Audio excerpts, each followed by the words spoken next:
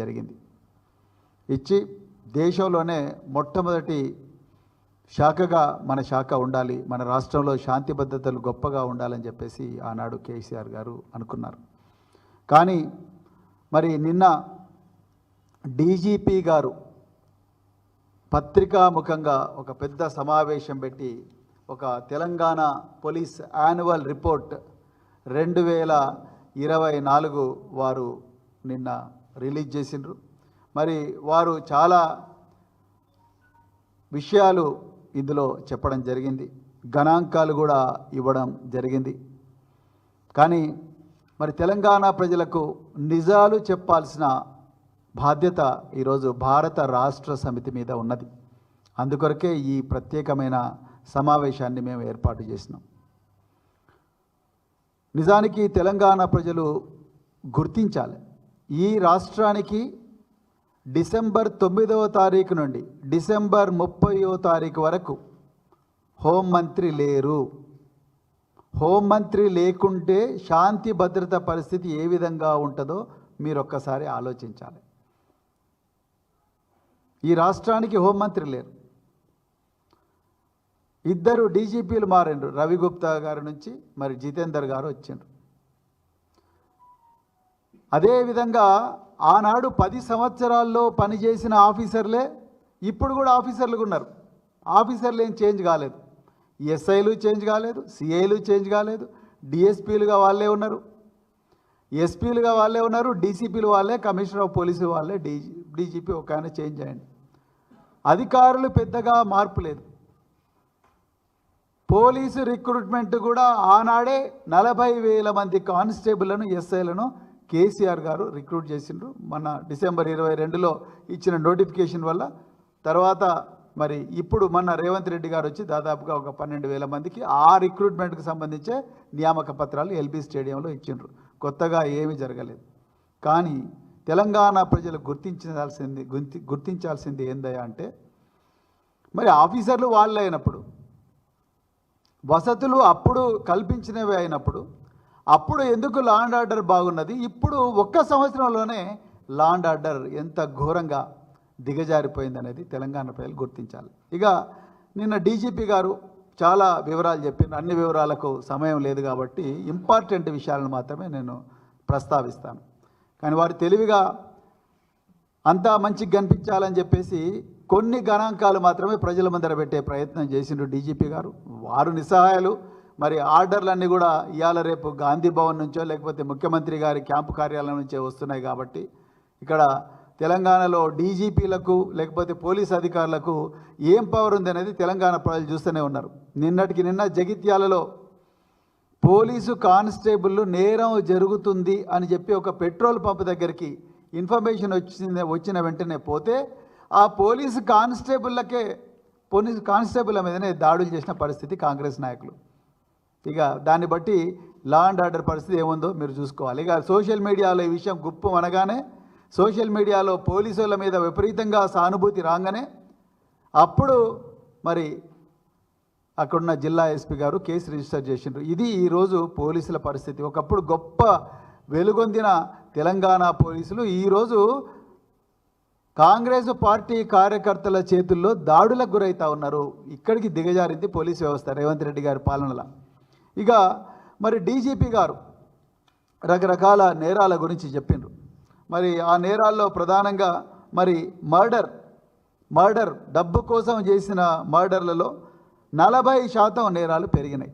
2023లో 59 నేరాలు అయితే 2024లో 83 నేరాలు, దాదాపు 40% పెరిగింది. అదేవిధంగా మర్డర్లలో 789 మర్డర్లు 23లో అయితే 2024లో 856 మర్డర్లు అయినాయి, దాదాపు 9% పెరిగింది.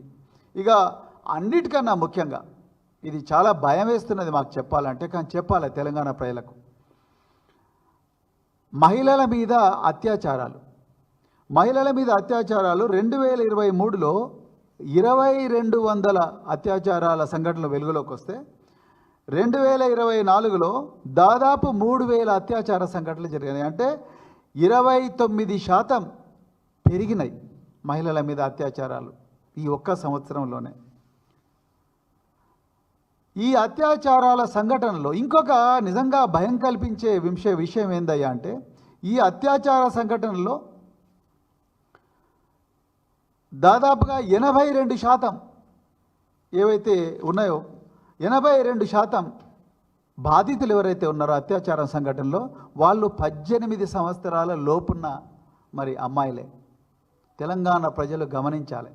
ఆనాడు కేసీఆర్ గారు షీ టీములు పెట్టిండ్రు, భరోసా సెంటర్లు పెట్టిండ్రు, సఖీ సెంటర్లు పెట్టిండ్రు, పెట్టి మహిళలకు ఆఫీసర్లను కూడా పెట్టి వాళ్ళ ఐఏఎస్లైనా ఐపీఎస్లైనా ఎవరైనా కూడా మహిళా ఆఫీసర్లు ఉంటే వాళ్ళ చేతిలో కొన్ని డిపార్ట్మెంట్ల కమిటీలు పెట్టి కంటిన్యూస్గా మహిళల మీద రివ్యూ చేయాలి, మహిళల మీద జరిగే నేరాల మీద రివ్యూ చేయాలని చెప్పేసి ఈ 4-5 వ్యవస్థలను పెట్టి దాదాపు 6,000 పెట్రోలింగ్ వాహనాలను మరి ఆ రోజు పెట్టి ప్రధానమైన కూడళ్లలో ఈ పెట్రోల్ వాహనాలను పెట్టి విజిబుల్ పోలీసింగ్ అనేది ఇంప్రూవ్ చేసి ఎక్కడ చూసినా పోలీసులు కనిపించినట్టుగా కనిపించని పోలీసులను కూడా పెట్టిండు.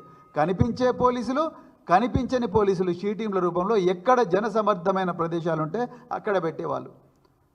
మరి ఏంది సడన్గా 1 ఇయర్ లోపలనే దాదాపు 29% నేరాలు పెరిగినాయి మహిళల మీద. అదేవిధంగా ఆ నేరాల్లో 82% మంది బాధితులు 18 సంవత్సరాల లోపున్న అమ్మాయిలే. మరి ఎక్కడ పోయింది పోలీసింగ్? ఎక్కడ పోయిండు హోంమంత్రి? ఎక్కడ పోయిండు ముఖ్యమంత్రి? మరి అదేవిధంగా ఎస్సీ ఎస్టీల మీద నేరాలు. ఒకవైపు రాహుల్ గాంధీ గారు రాజ్యాంగం పట్టుకొని మరి నేను రాజ్యాంగాన్ని రక్షిస్తా, రాజ్యాంగ విలువలను రక్షిస్తానంటున్నాడు. ఏ రాజ్యాంగం అయితే ఆర్టికల్ 17 ద్వారా మరి ఈ పేద వర్గాలకు 16, 17 ద్వారా ఈ పేద వర్గాలకు రక్షణ కల్పిస్తుందో, ఆర్టికల్ 21 ద్వారా ఈ పేద వర్గాలకు రక్షణ కల్పిస్తుందో, ఆ రాజ్యాంగం ఇచ్చిన హక్కు ఏదైతే ఉందో జీవించే హక్కు అది ఎలా కలరాయబడుతున్నది. ఎస్సీ ఎస్టీల మీద నేరాలు 20% పెరిగినాయి. 20% పెరిగినాయి ఎస్సీ ఎస్టీల మీద నేరాలు. అదేవిధంగా 142 కోట్ల విలువైన గంజాయి దొరికింది, డ్రగ్స్ దొరికినాయి. మరి మీరు ఏం పోలీసింగ్ చేస్తున్నట్టు? మరి ఇది కేవలం ఒక టిప్ ఆఫ్ ద ఐస్బర్గ్. అదేవిధంగా మరి డీజీపీ గారు అంటున్నారు 85,000 కేసులు మేము బుక్ చేసినాం అంటున్నాడు. అయ్యా డీజీపీ గారు, నిజంగా మీరు న్యాయబద్ధంగా కేసులు బుక్ చేసి ఉండుంటే ఇవి 1,00,000 కేసులు అయిండేటివి. ఇలా బీఆర్ఎస్ నాయకులు ఇచ్చిన వాళ్ళ మీద జరుగుతున్న దాడులు, బీఆర్ఎస్ సానుభూతి పరులు వాళ్ళు ఇచ్చిన కంప్లైంట్ పోలీస్ స్టేషన్లలో మీరు రిజిస్టర్ చేసి ఉంటే ఇలా 1,00,000కు పైగా పోయేటివి. మీరు ఇంకా కేసులు రిజిస్టర్ చేస్తలేరు. ఆ ముచ్చట నేను ఒక 2-3 నిమిషాల తర్వాత చెప్తా. మీరు ఎంత ఘోరమైన వన్ సైడెడ్ పోలీసింగ్ ఉన్నదంటే ఇలా తెలంగాణ పోలీస్ అంటేనే రాజకీయ కక్షలకు చిరునామాగా మారింది. చెప్పడానికి చాలా బాధేస్తున్నది, కానీ ఇది వాస్తవం. ఇక పోతే ఈ వెహికల్స్ దొంగతనాలు అయితే 40% పెరిగినాయి తెలంగాణలో. అందులో 82% వెహికల్స్ 2 వీలర్స్. అంటే ఇవాళ తెలంగాణ 2 వీలర్ థెఫ్ట్కు క్యాపిటల్ అయిపోయింది. అంటే ఈ ద్విచక్ర వాహనాల దొంగలకు ఒక మరి స్వర్గం లాగా మారింది తెలంగాణ. 82% 2 వీలర్స్ దొంగిలించబడతా ఉన్నాయి. అంటే మరి 2 వీలర్స్ కొనుక్కోవాలన్నా వద్దా పేద ప్రజలు? అదేవిధంగా మీకు మోసాలు అయితే దాదాపుగా 46% పెరిగినాయి తెలంగాణలో. అందులో సైబర్ క్రైమ్ అయితే 50% పెరిగింది. నిజానికి ఏం చేస్తున్నది సైబర్ క్రైమ్ పోలీస్? మరి 50% క్రైమ్ పెరిగితే ఏం చేస్తున్నది సైబర్ క్రైమ్ పోలీస్? ఏం చేస్తుందో నేను చెప్తా ఇప్పుడు. సైబర్ క్రైమ్ ఏం చేస్తున్నదంటే, హిట్లరు 2వ ప్రపంచ యుద్ధం నాడు ఏ విధంగా అయితే గెస్టాపో అనే ఒక సంస్థను పెట్టి యూదులను ఊచకోత గోయడానికి వాడినరో, ఇవాళ రేవంత్ రెడ్డి గారు ఆనాడు సోవియట్లు ఏ విధంగా అయితే కేజీబీని వాడినరో, ఈరోజు రేవంత్ రెడ్డి గారు సైబర్ క్రైమ్ సెల్ అని హైదరాబాద్లో బషీర్బాగ్లో ఒక సంస్థ ఉంటుంది. ఆ సీక్రెట్ సంస్థను ఇలా బీఆర్ఎస్ నాయకుల మీద, బీఆర్ఎస్ కార్యకర్తల మీద, మిగతా ప్రతిపక్షాల మీద వాడుతున్నాడు. కేవలం బీఆర్ఎస్ మీదనే వాడుతున్నాడు, ఆయన బీజేపీ మీద వాడతలేడు. దాని మీద కూడా నాకు ఆధారాలు ఉన్నాయి, నేను అవి కూడా క్లియర్గా చెప్తా. ఇలా రేవంత్ రెడ్డి ఏమో BJP protection force, BJP security ఫోర్స్గా మారిండు. బీజేపీ వాళ్ళేమో రేవంత్ రెడ్డి ప్రొటెక్షన్ ఫోర్స్గా మారిండ్రు, ఆర్పీఎఫ్ బీఎస్ఎఫ్గా మారిండ్రు వీళ్ళు. ఇది మరి ఈ సైబర్ క్రైమ్ మీరు నేరాలు చూస్తే 51% పెరిగినాయి తెలంగాణలో ఈ ఒక్క సంవత్సరంలోనే. మరి నేరాలు తగ్గించాలి కదా, ప్రజల లోపల అవేర్నెస్ తీసుకురావాలి కదా. మోసాలు మరి ఫిషింగ్ మోసాలు అంటున్నారు, బెట్టింగ్ ఫ్రాడ్స్ అంటున్నారు, ఆన్లైన్ బెట్టింగ్ యాప్స్ అంటున్నారు, ఆన్లైన్ లోన్ యాప్స్ అంటున్నారు, హనీ ట్రాప్స్ అంటున్నారు, డిజిటల్ అరెస్ట్ అంటున్నారు. ఇన్ని నేరాలు జరుగుతున్నప్పుడు మీరు వాటి మీద ప్రజల లోపల అవగాహన తీసుకురాకుండా మీరు ఏం చేస్తున్నారు? సైబర్ క్రైమ్ పోలీసులను పెట్టి బీఆర్ఎస్ నాయకులు ఏవైతే నిజాలు మాట్లాడతారో ఆ నిజాల మీద పోలీసు కేసులు పెట్టాలి. మీరు ఆ స్క్రీన్ షాట్ తీసుకోవాలి, ఆ యూఆర్ఎల్ తీసుకోవాలి, తీసుకొని మీరు గాంధీ భవన్ పంపిస్తారు. గాంధీ భవన్లో 4 కాంగ్రెస్ వాళ్ళు లీగల్ సెల్ వాళ్ళు కూర్చుంటారు. కూర్చొని వాళ్ళు ఒక కంప్లైంట్ తయారు చేస్తారు. వాళ్ళు ఆ కంప్లైంట్ తీసుకొని జిల్లాలకు సర్క్యులేట్ చేస్తారు. ఆ జిల్లా వాళ్ళు పోలీస్ స్టేషన్ పోగానే 2 నిమిషాలు ఎఫ్ఐఆర్ అయిపోతుంది. ఎంత ఘోరం అంటే తెలంగాణలో గౌతమ్ గౌడ్ అనే ఒక బీఆర్ఎస్ సోషల్ మీడియా యాక్టివిస్టు, ఒక రైతు తనకు రుణమాఫీ రావడం లేదు, రైతు భరోసా రావడం లేదని చెప్పేసి ఒక వీడియో చేసిండు. బాధతోని పొలంలో ఒక ముసలాయన, ఆయన ఆ ముసలాయన వీడియో చేస్తే ఆ వీడియో తీసుకొని తన ట్విట్టర్లో పోస్ట్ చేసుకున్నాడు. ఆయన 10 మందికి షేర్ చేసుకున్నాడు. ఇది తప్ప? రాజ్యాంగం మాకు ఇచ్చిన హక్కు కాదా ఇది? ఆర్టికల్ 19 ఏం చెప్తున్నది? Right to freedom of personal Liberty and expression, right to freedom of speech and expression అనేది రాజ్యాంగం మాకు ఇచ్చిన హక్కు కదా. దాని ప్రకారమే గౌతమ్ గౌడ్ చేసుకున్నాడు. ఒక్కటే ఇన్సిడెంట్ మీద 6 ఎఫ్ఐఆర్లు చేసిండండి. 6 ఎఫ్ఐఆర్ ఎడ్ చేస్తారు. మేము సైబర్ క్రైమ్ స్టేషన్కి పోయినాం. దిలీప్ కొనతామని ఇంకొక ఆయనను అరెస్ట్ చేసిండు. ఏం సంబంధం లేదు, ఎఫ్ఐఆర్లో ఆయన పేరు కూడా లేదు.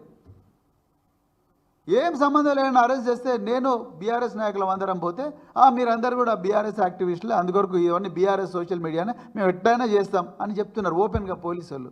అంటే మీరు సైబర్ క్రైమ్ స్టేషన్ను ఈ 50% నేరాలు ఏవైతున్నాయో ఆ నేరాలను తగ్గించాల్సింది పోయి ప్రజల లోపల పెద్ద ఎత్తున ఆదిలాబాద్ నుంచి అలంపూర్ దాకా, కొడంగల్ నుంచి కోదాడ దాకా, భద్రాచలం నుంచి దేవరకద్ర దాకా మీరు పొద్దున్న లేచినప్పటి నుంచి ప్రజల లోపల అవగాహన కల్పించాల్సిన మీరు పొద్దున్న లేచినప్పుడు చేస్తున్న పని ఏంటి? సైబర్ క్రైమ్ పోలీసులు బీఆర్ఎస్ వాళ్ళు ఏవి స్టేటస్లు అప్డేట్ చేస్తున్నారు, ఇన్స్టాగ్రామ్ పోస్టులు ఏం పెడుతున్నారు, ఫేస్బుక్ పోస్టులు ఏం పెడుతున్నారు, అదేవిధంగా ట్విట్టర్లో ఏం షేర్ చేస్తున్నారు, ఆ స్క్రీన్ షాట్స్ అని తీసుకోవాలి, గాంధీ భవన్కు పంపించాలి, రాత్రికి రాత్రి వీళ్ళని తీసుకొని పోవాలి. ఎంత ఘోరం అంటే సైబర్ క్రైమ్. మన్నే క్రిషాంక్ అనే ఒక సీనియర్ బీఆర్ఎస్ నాయకుడు, ఆయన రెగ్యులర్గా ఈ ప్రభుత్వంలో జరుగుతున్న అక్రమాలు ఏవైతే ఉన్నాయో అవి ఆధారాలతో సహా ముందర పెడుతుంటాడు. ఆయన ఉస్మానియా యూనివర్సిటీ వార్డెన్ ఇచ్చిన నోటీస్ను ఆయన పెడితే, ఆయన నోటీసు ఒరిజినల్ నోటీస్ ఆయన పెడితే దాన్ని ఫేక్ నోటీస్ అని చెప్పేసి ఆయనను ముందు పోలీసులు తీసుకుపోయి ఆయన సెల్ ఫోన్ గుంజుకుంటారు. 15 నిమిషాల ఎఫ్ఐఆర్ అయిపోతుంది. ఇంకొక 10 నిమిషాల ఎఫ్ఐఆర్ కాపీ మేజిస్ట్రేట్ దగ్గరికి పోతుంది. ఇంకొక 10 నిమిషాల మన్నే క్రిషాంక్ అరెస్ట్ అయిపోతాడు, జైలుకు పోతాడు. ఆయన బెయిల్ రావాలంటే మళ్ళీ పోలీసులు పోయి అపోజ్ చేస్తారు. ఇది పరిస్థితి తెలంగాణలో. గౌరవ డీజీపీ గారు జితేందర్ గారు ఈ విషయాలు ప్రజలకు చెప్పలేదు. అదే చెప్తున్నాం, ఈ రాజకీయ కక్షలతో నడుస్తున్నది పోలీసింగ్ అన్న విషయం డీజీపీ గారు చెప్పలేదు. మేము నిస్సహాయం, అంతా ముఖ్యమంత్రి నడిపిస్తున్నాడు, ఇంక నుంచి బీఆర్ఎస్ నాయకులను టార్గెట్ చేయమని చెప్తున్నాడు అనే విషయం డీజీపీ గారు నిన్న ప్రజలకు చెప్పకుండా దాచిండ్రనే బాధతోనే మేము ఇవాళ తెలంగాణ ప్రజలకు ఈ వాస్తవం చెప్తున్నాం. తెలంగాణ ప్రజలకు నిజాలు తెలవాలి. లేకపోతే నిజంగా రేవంత్ రెడ్డి గారు ఈ కక్షలు, కార్పణ్యాలు, ప్రతీకార వాంఛతో రగిలిపోకుండా నాకు ప్రజలకు గొప్ప అవకాశం ఇచ్చిండ్రు, ఆ అవకాశాన్ని ప్రజల క్షేమం కోసం వాడతా, ప్రజల రక్షణ కోసం వాడతా అని అనుకొని ఉంటే ఇవాళ 7,595 వాహనాలు దొంగిలించబడేవి కాదు. అదేవిధంగా ఈ దాదాపుగా 2,945 మంది మహిళల మీద అత్యాచారాలు జరిగేవి కాదు.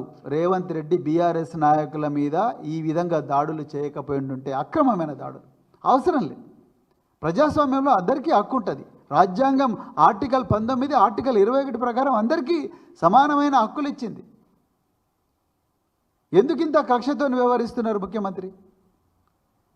సో అదేవిధంగా ఇక ఇక మిగతా విషయాలకు వస్తే మరి పోలీసు డిపార్ట్మెంట్లో నిన్న డీజీపీ గారు లగచర్ల గురించి మాట్లాడలేదు. లగచర్లలో పోలీసులు తిరుపతి రెడ్డి నేతృత్వంలో రాత్రి 12 గంటలకు ఇంటర్నెట్ బంద్ చేసి కరెంటు బంద్ చేసి గిరిజన మహిళల మీద దాడి చేసిండ్రు. కొంతమంది మహిళలు మా అమ్మలను ఏమంటారు అసభ్యంగా ప్రవర్తించినని నేషనల్ హ్యూమన్ రైట్స్ కమిషన్ ముంగట చెప్పిండ్రు. దాని గురించి డీజీపీ గారు మాట్లాడలేదు. అంటే ముఖ్యమంత్రి గారి కాన్స్టిట్యున్సీ ముఖ్యమంత్రి ఆర్డర్స్ ప్రకారమే మాట్లాడాలి కాబట్టి ఆయన మాట్లాడలేదు. అదేవిధంగా అక్రమ కేసుల గురించి డీజీపీ గారు మాట్లాడలేదు. పోలీసు శాఖలో మొట్టమొదటిసారి పెద్ద ఎత్తున సూసైడ్లు జరుగుతూ ఉన్నాయి. ఈ సూసైడ్ల గురించి మాట్లాడతలేరు డీజీపీ గారు. అదేవిధంగా మరి పోలీసులకు ఇంతవరకు జీపీఎఫ్ లోన్స్ వస్తలేవు, హోంగార్డుల వేతనాలు పెరుగుతలేవు, సరెండర్ లీవులు శాంక్షన్ అయితే లేవు, టీఏ వస్తలేదు. అదేవిధంగా ఏక్ పోలీస్ నినాదంతో మరి టీజీఎస్పీ కానిస్టేబుల్ స్ట్రైక్ చేసిండ్రు. దాని గురించి కూడా మరి డీజీపీ గారు తెలంగాణ ప్రజలకు ఏం చెప్పలేదు. మొట్టమొదటిసారి తెలంగాణలో ఎప్పుడు కూడా యూనిఫామ్ వేసుకున్న కానిస్టేబుల్ రాలేదు. మేము సపోర్ట్ చేయం. యూనిఫామ్ వేసుకున్న వాళ్ళు ఎవరు కూడా స్ట్రైక్ చేయాలి అని మేము సపోర్ట్ చేయడం లేదు. ఈ రాష్ట్రం సుభిక్షంగా ఉండాలి, సురక్షితంగా ఉండాలని మేము కూడా కోరుకుంటాం. కానీ అసలు వాళ్ళు స్ట్రైక్ చేయాల్సిన పరిస్థితి ఎందుకు వచ్చింది? ముఖ్యమంత్రి అన్నాడు కదా, ఏక్ పోలీస్ మీకు కావాలి, ఎన్ని రోజులను ఇట్లనే అడవులలో పనిచేస్తారని ఆయన అన్నాడు కదా, ఎన్ని రోజులు కుటుంబాలకు దూరంగా ఉంటారని ఆయన అన్నాడు కదా. మరి ఆ పోలీసుల సమస్య గురించి ఎందుకు మరి మాట్లాడలేదు డీజీపీ గారు నిన్న? అదేవిధంగా మిగతా ఏవైతే పోలీస్ హౌసింగ్ గురించి వాటి గురించి కూడా మాట్లాడలేదు. పోలీసుల్లో ఉన్న సూసైడ్ల గురించి మాట్లాడలేదు. హోంగార్డుల జీతాల గురించి మాట్లాడలేదు. హోంగార్డులకు రకరకాల ఇవి ప్రామిసులు చేసిండ్రు, వాళ్ళ జీతం పెంచుదని ప్రామిస్ చేసిండ్రు. వాటి గురించి కూడా మాట్లాడలేదు. జీపీఎఫ్ లోన్ల గురించి మాట్లాడలేదు. మేమేమంటున్నామంటే ఈ వాస్తవాలు తెలంగాణ ప్రజలకు చెప్పడం లేదు. మీరు పోలీస్ డిపార్ట్మెంట్ అంతా ఈరోజు మీరు ఈ రాజకీయ కక్షల కోసమే మిమ్మల్ని ముఖ్యమంత్రి వాడుతూ ఉన్నాడు, హోమ్ మినిస్టర్ వాడుతూ ఉన్నాడు. ఎందుకంటే ఆనాడు ఇదే అధికారులు ఉన్నారు, ఈరోజు కూడా అదే అధికారులు ఉన్నారు. ఉదాహరణకు ఎంత ఘోరమైన కక్షపూరితమైన వ్యవహారం నడుస్తుందంటే అసలు ఒక్కసారి హాస్యాస్పదం అనిపిస్తుంది. ఒక్కసారి చూడండి, ఈయన సాయిరెడ్డి కొండారెడ్డిపల్లి మాజీ సర్పంచ్, 80 సంవత్సరాల వృద్ధుడు. ఈయన గత నెలలో ఆత్మహత్య చేసుకున్నాడు సాయిరెడ్డి. ఇలా కొండారెడ్డిపల్లి ఎట్లయిపోయిందంటే ఒక మృత్యుకోరంగా, అంటే ఏమంటారు, ఒక విముక్తి ప్రాంతంగా మారింది. ఒక హైతీ లాగానో లేకపోతే ఒక గ్వాటమాల లాగానో మారింది. ఎవరు పోయినా వాళ్ళని తనుడే, లేకపోతే పోలీస్ కేసులు పెట్టుడే. ఆవుల సరిత, విజయారెడ్డి అని 2 జర్నలిస్టులు ఆ గ్రామంలో రైతులకు రుణమాఫీ వస్తున్నదా, అయ్యిందా, కాలేదని తెలుసుకోవడానికి పోయింది. ముఖ్యమంత్రి గారి సొంత గ్రామం కాబట్టి వాళ్ళను ఘోరంగా హింసించి వాళ్ళ సెల్ ఫోన్లు గుంజుకుంటే, వాళ్ళను ఊరు నుంచి తరిమేస్తే, వాళ్ళ మీద భౌతికంగా దాడి చేస్తే, వాళ్ళు లోకల్ పోలీస్ స్టేషన్కి వచ్చి కంప్లైంట్ ఇస్తే గమ్మత్ ఏందయ్యా అంటే ఉల్టా వాళ్ళ మీదనే కంప్లైంట్ పెట్టి వాళ్ళ మీదనే కేసు పెట్టిండ్రు. అంటే మీరు అర్థం చేసుకోండి. ఈయన రేవంత్ రెడ్డి సోదరులే నా మరణానికి కారకులు అని చెప్పి ఒక సూసైడ్ నోట్ రాసిండండి. ఆయన ఒక మృతుడు చనిపోయే ముందు చక్కగా సోదస్తురితోని సూసైడ్ నోట్ రాసి దాన్ని చాలా క్లియర్గా మరి చెప్పడం జరిగింది. సీఎం రేవంత్ రెడ్డి బ్రదర్స్ నా మీద పార్టీల మీద నింద మోపి నా ఇంటి దారికి అడ్డంగా గోడ నిర్మించుటకు పూనినారు అని చెప్పి చాలా క్లియర్గా రాసింది. Abetment of suicide crime. ఎందుకు దీని మీద మరి డీజీపీ గారు మాట్లాడలేదు? నేను పొద్దున ఒక ఉన్నతాధికారితో మాట్లాడినా, ఏమయ్యా మరి ఇది అయింది కదా, మరి సాయిరెడ్డి కేసులో రేవంత్ రెడ్డి బ్రదర్స్ను ఎందుకు నిందితులుగా చేర్చడం లేదంటే, మేము ఫోరెన్సిక్ ల్యాబొరేటరీకి పంపించినాం సార్, ఈ రైటింగ్ సాయిరెడ్డిదో కాదో తెలుసుకుందామని. ఫోర్జరీ కేసుకి ఎట్లయినా చాలా టైం పడుతుంది కదా సార్ అంటారు. మరి నేను అడుగుతున్నా, మన్నె క్రిషాంక్ విషయంలో ఎందుకు 15 నిమిషాల్లోనే కథమైంది ఫోర్జరీ? మన్నె క్రిషాంక్ విషయంలోనేమో 15 నిమిషాల్లోనే ఇది ఫేక్ రిపోర్ట్ అని తెలుసుకున్న వాళ్ళు మీరు అని మీరు అంటున్నారు. మేము కాదంటున్నాము, మీరు అవునంటున్నారు. ఈ సాయిరెడ్డి ఆత్మహత్య విషయంలో ఎందుకు మీరు మరి ఇంత టైం చేస్తున్నారు?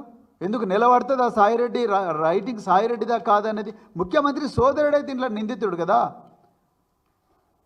మరి 2 నిమిషాలు ముఖ్యమంత్రి నిజంగా కొంచెం ఏమంటారు, ఆయనకు ఈ ఓపెన్ మైండెడ్నెస్ ఉంటే ఆయన చూడయ్యా మా బ్రదర్స్ మీదనే ఇలా వచ్చింది ఆరోపణ వచ్చింది, అందుకొరకు అర్జెంటుగా పంపించి కనుక్కోండి అసలు ఈ మా బ్రదర్స్ ఉన్నారా లేదా అని ముఖ్యమంత్రి చెప్పొచ్చు కదా పోలీసు వాళ్ళకు. ఎందుకు చెప్తలేడు?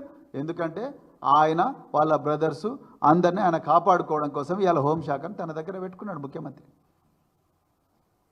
అసలు పోలీసు శాఖ ఇట్లనే నా పనిచేసేది, ప్రజలకు తెలవాలి ఈ విషయం.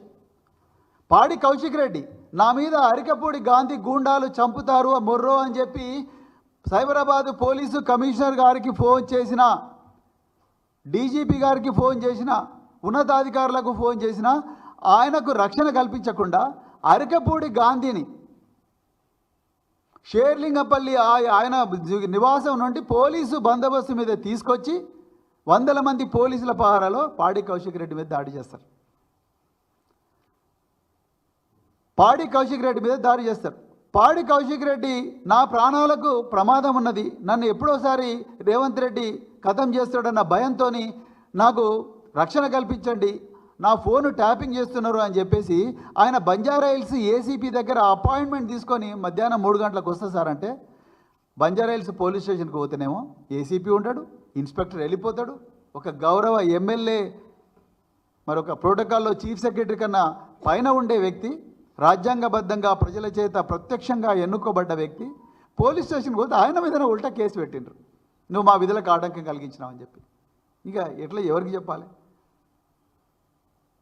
డీజీపీ గారు ఈ విషయాల మీద కూడా మాట్లాడితే బాగుంటుండే. ఎట్లాగూ ముఖ్యమంత్రి మాట్లాడతలేడు. ముఖ్యమంత్రి దేని మీద మాట్లాడతలేడు. ఆయనకు తెలిసినంత అల్లు అర్జున్ విషయంలో మాట్లాడడం ఒక్కడే ఆయనకు తెలుసు, ఇంకేం తెలియదు ముఖ్యమంత్రికి.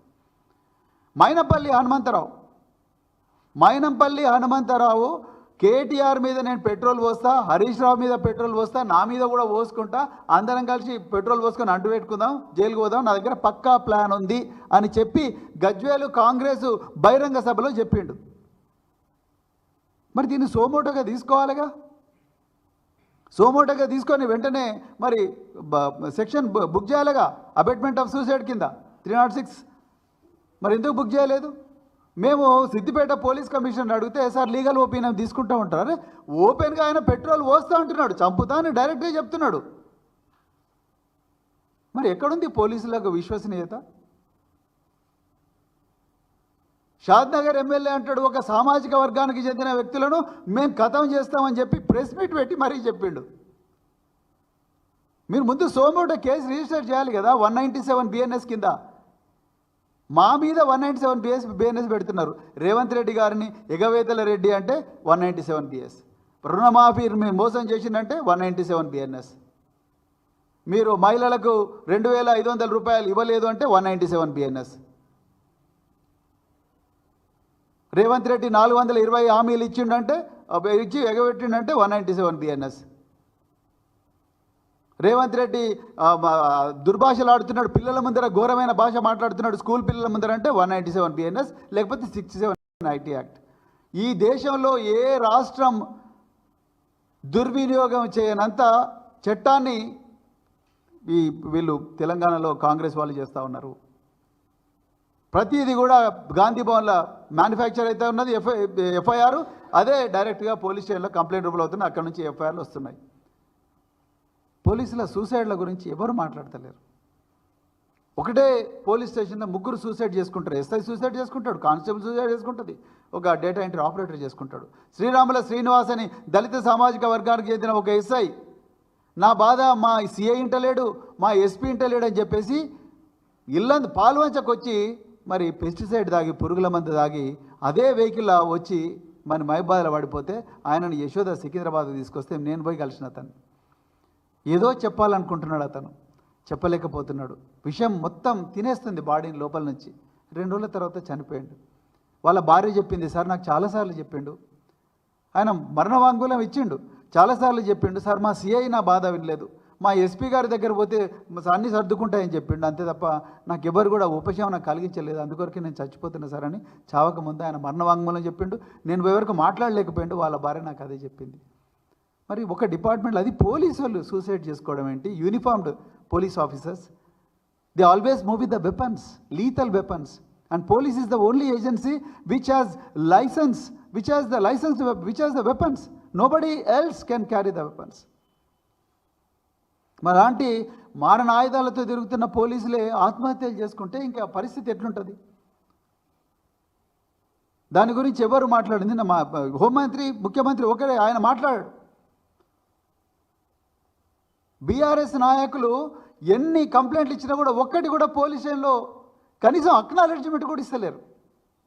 అదే కాంగ్రెస్ గాంధీ భవన్ నుంచి కంప్లైంట్ రాగానే 2 నిమిషాలు, నేను ఇంతకుముందు చెప్పిన మన్నే క్రిషాంక్. అదేవిధంగా 7 సంవత్సరాల తక్కువ ఉండే, 7 సంవత్సరాల శిక్ష కన్నా తక్కువగా ఉండే ఏ కేసులైనా కూడా 35(3) BNSS ప్రకారం స్టేషన్ బెయిల్ ఇవ్వచ్చు. కాంగ్రెస్ నాయకులకు అసలు కేసులే పెడతలేరు వాళ్ళ మీద. వాళ్ళ అరకొర పెడితే ఆ కేసులలోనేమో వెంటనే స్టేషన్ బెయిల్ ఇస్తున్నారు.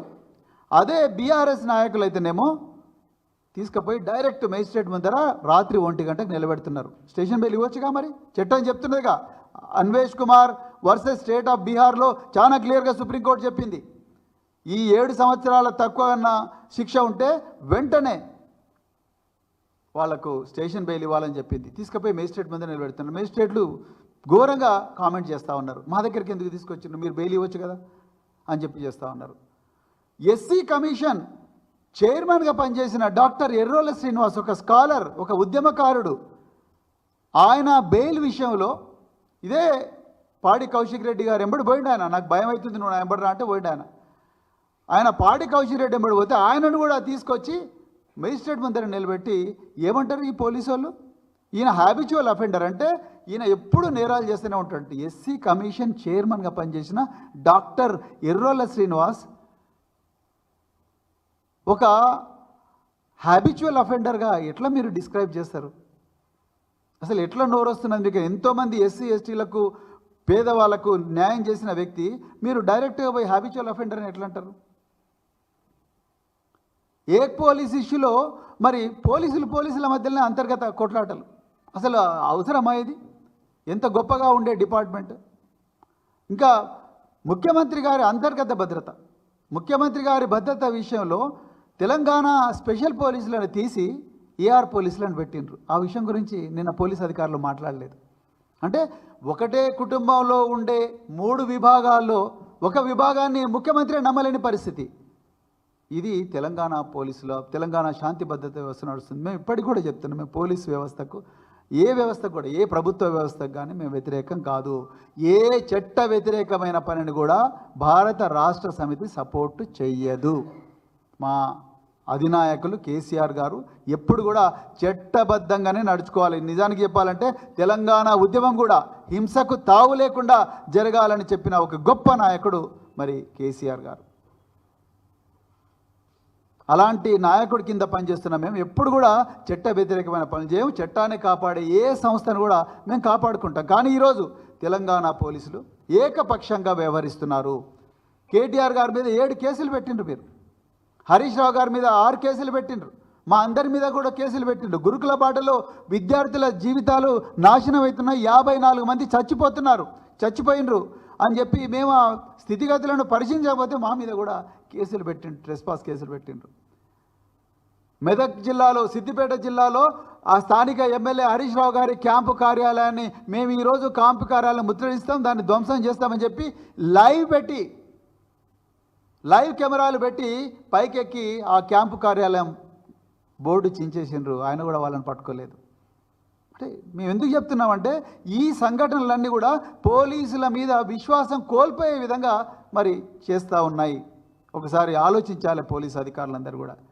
ఏది కూడా, ఏ పార్టీ కూడా శాశ్వతంగా అధికారంలో ఉండదు. ఇది ప్రజాస్వామ్యం. ఒకసారి ఒక పార్టీని గెలిపిస్తారు, ఇంకోసారి ఒక పార్టీని గెలిపిస్తారు ప్రజలు. కానీ పోలీస్ యాక్ట్, బిఎన్ఎస్ఎస్, రాజ్యాంగం, ఇవన్నీ శాశ్వతంగా ఉంటాయి. మీరు రాజ్యాంగానికి విధేయులుగా ఉండండి దయచేసి. ఈరోజు మీరు నిజంగా డ్యూటీ చేసి ఉంటే ఇన్ని నేరాలు జరుగుండేవి కాదు. సైబర్ క్రైమ్ 50% పెరుగుండేది కాదు. మీరు ఆ సైబర్ క్రైమ్ సెల్ అంతా కూడా బీఆర్ఎస్ నాయకుల మీద పెడతా ఉన్నారు. మేము నిన్న కరీంనగర్లో ఒక హాస్పిటల్లో 40 నిమిషాలు కరెంటు పోయిందంటే ఆ సమాచారం ఇచ్చినోని తీసుకొచ్చి వాన్ ఫోన్ గుంజుకోపోతున్నారు. అసలు కరెంట్ ఎందుకు పోయిందో ఆలోచించాలి కదా. కరెంట్ ఎందుకు పోయింది, జనరేటర్ ఎందుకు పనిచేయలేదు, ఏమైందని ఆలోచించకుండా ఆ సమాచారం ఇచ్చినోని ఫోన్ గుంజుకొని పోయి పోలీస్ స్టేషన్లో పెట్టుకుంటే ఏమొస్తుంది? ఇదేనా మీకు నేర్పించింది రేవంత్ రెడ్డి గారు? అందుకొరకు మరి ఈరోజు తెలంగాణలో ఇంత ఘోరమైన పరిస్థితి ఉన్నది. శాంతి భద్రతల పరిస్థితి వీళ్ళు చూపించినంత అందంగా అయితే లేదు. మా కొల్లాపూర్లో శ్రీధర్ రెడ్డి మర్డర్ అయ్యి దాదాపుగా సంవత్సరం అవుతా ఉన్నది, ఇంతవరకు నిందితులు దొరకలేదు. తల్లిదండ్రులు వచ్చి డైరెక్ట్గా డీజీపీ గారిని కలిసినా కూడా న్యాయం జరగలేదు. ఏ విధంగా ఇది గొప్ప పోలీస్ అవుతుంది? ఒకసారి ఆలోచించండి.